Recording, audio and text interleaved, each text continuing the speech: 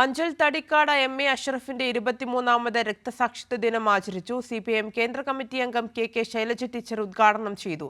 വർഗീയവാദികൾ എത്ര ശ്രമിച്ചാലും കേരളം വർഗീയത ഏറ്റെടുക്കില്ലെന്ന് ശൈലജ ടീച്ചർ പറഞ്ഞു. CPIM അഞ്ചൽ, പുനലൂർ ഏരിയകളിലെ ബ്രാഞ്ചുകളിൽ അനുസ്മരണ പരിപാടികൾ സംഘടിപ്പിച്ചു.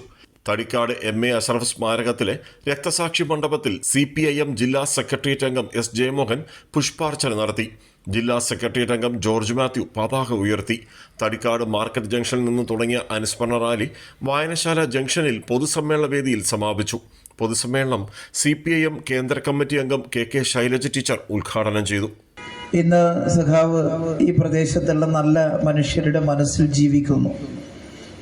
എല്ലാ വർഷവും അഷ്റഫ് ദിനം ആചരിച്ചുകൊണ്ട് സഖാവിൻ്റെ പ്രവർത്തനങ്ങളെ നമ്മൾ ഓർക്കുന്നു. ഇടതുപക്ഷ ആശയഗതികളെ കുറിച്ച് നാം സംസാരിക്കുന്നു. ഇന്നും നമ്മൾ ഒത്തുചേർന്നിട്ടുള്ളത് അഷ്റഫ് സഖാവ് എങ്ങനെയാണ് ഇടതുപക്ഷത്തിൻ്റെ പ്രവർത്തകനായി ജീവിച്ചത്, ഏത് ലക്ഷ്യത്തിനു വേണ്ടിയാണ് പ്രവർത്തിച്ചത്, ആ ലക്ഷ്യത്തിലേക്ക് ഈ നാട്ടിലെ ജനങ്ങളെ മുന്നോട്ട് കൊണ്ടുവരിക എന്നത് ആണ് ഇന്നത്തെ രക്തസാക്ഷി ദിനത്തിലും നമ്മൾ ആലോചിക്കുന്ന കാര്യങ്ങൾ. 2002 ജൂലൈ 18 രാത്രിയിൽ എം.എ. അഷ്റഫിന്റെ വീട്ടിൽ അതിക്രമിച്ചു കയറിയ നിരോധിത സംഘടനയായ NDF മതതീവ്രവാദികൾ എം.എ. അഷ്റഫിന്റെ പിതാവിന്റെയും പിഞ്ചുമക്കളുടെയും മുന്നിൽ വെച്ച് പൈശാചികമായി കൊലപ്പെടുത്തുകയായിരുന്നു. അനുസ്മരണ യോഗത്തിൽ R. ഷാജു അധ്യക്ഷനായിരുന്നു.